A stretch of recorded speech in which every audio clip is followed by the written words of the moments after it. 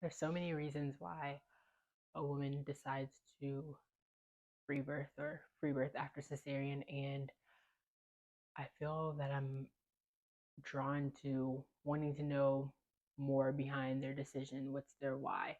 And today I'm actually going to share my why I decided to have an unassisted birth or a sovereign home birth after cesarean. Hey, welcome to my channel. If you're new here, my name is Briana. I post videos once a week about self-directed pregnancy and sovereign home birth and the incredible opportunity it gives to us as women for growth, for self-discovery, and for reclaiming our feminine power. So if that is of interest to you, I'd love it if you would subscribe to the channel.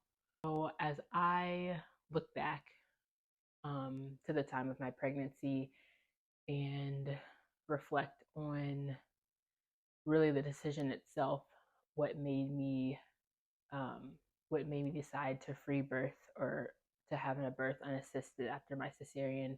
There's one reason in particular that really solidified my decision to give birth in that way, and it was simply because I felt that it would be safest for me and my baby.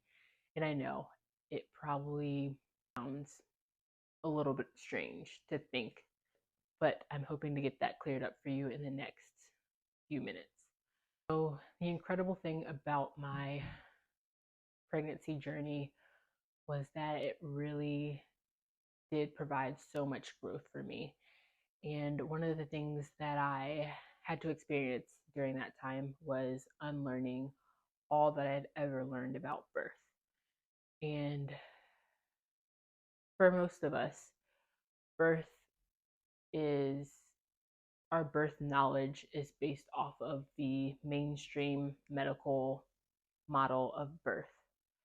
Um, I think from a very young age, we are taught that birth is something that is wild and unpredictable and unsafe, and it needs to be managed. And for me, as I learned more about birth, I learned that that could be further from the truth. One of the one of the terms that I learned as I was unlearning birth was undisturbed birth, and undisturbed birth is simply a woman being able to birth as her body really leads her to, um, without any disturbances or interventions or interference. And interesting, our bodies are incredibly wise, and we are created as women with the ability to birth. Our bodies have this innate wisdom that enables us to birth even if we're not conscious. And so, as I learned about undisturbed birth, I learned that there were hormones, a collection of hormones that are involved in the process of giving birth. And having those hormones work effectively to bring your baby earthside or to bring your baby from your womb involves making sure those hormones are not disturbed. Our hormones play such a part in our birth. They are involved from anything to bringing pain relief over the course of birth, to initiating the production of milk post birth. As I learned these things, I really did become so confident and trusting in that process of birth. And in addition to that, I became so much more confident in my body's ability and what it was capable of and what it was built for. And so as I sat with this information, I kept the things that I learned about a birth being undisturbed in mind. And I realized that in order for me to obtain the birth that I wanted, a birth that was safe for my baby and I would need to aim for a birth that would be undisturbed. And through learning about the undisturbed birth, I realized how incredibly disturbed birth really is. And we think of the major disturbances or the major interventions. You can interchange disturbances with interventions, and we think about epidurals, we think about Pitocin, and we know just the effects that that has on a woman's body and the trajectory of her birth. But I think we also miss those natural interventions, like um, maybe more so the stripping of membranes or using castor oil to um, jumpstart labor.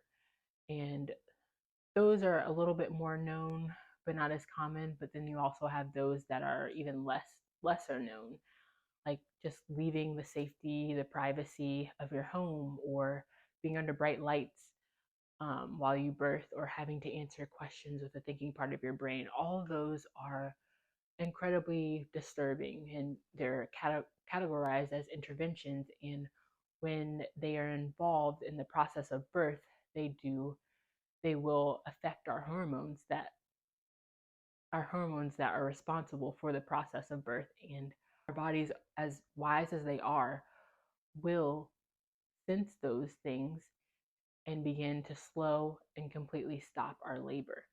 And I think oftentimes from the mainstream perspective, we see that as something amiss, something that is gone wrong with birth, but it's really just the incredible wisdom of our bodies to keep us safe, to keep our to keep us as mothers safe, to keep our babies safe, and to protect that process of birth. And so, like I said, after I realized just how incredible our bodies are and how just the design, I realized that in order for me to ensure that my birth would be disturbed, it just made sense to do it unassisted for me. And so from that point forward, I had planned on an unassisted birth.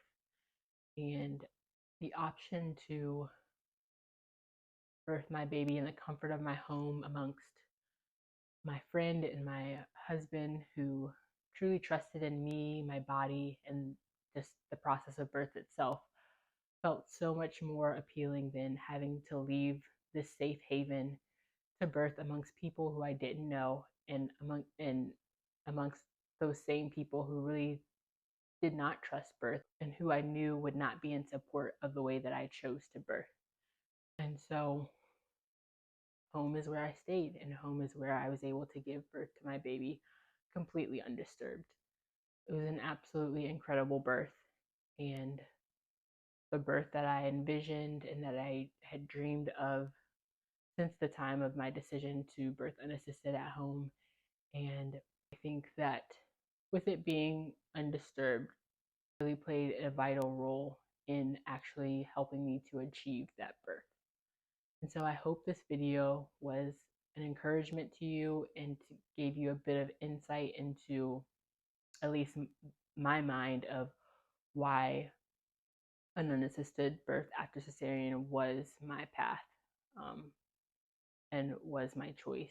If you're interested more in understanding the mind of women who have decided to birth unassisted or to have sovereign births at home, I actually have a free guide. It's called the First Steps To Freebirth, and it details 3 key decisions that women make before they decide to free birth. So if you're interested in that, the link will be available down below. And I cannot wait to see you in the next video.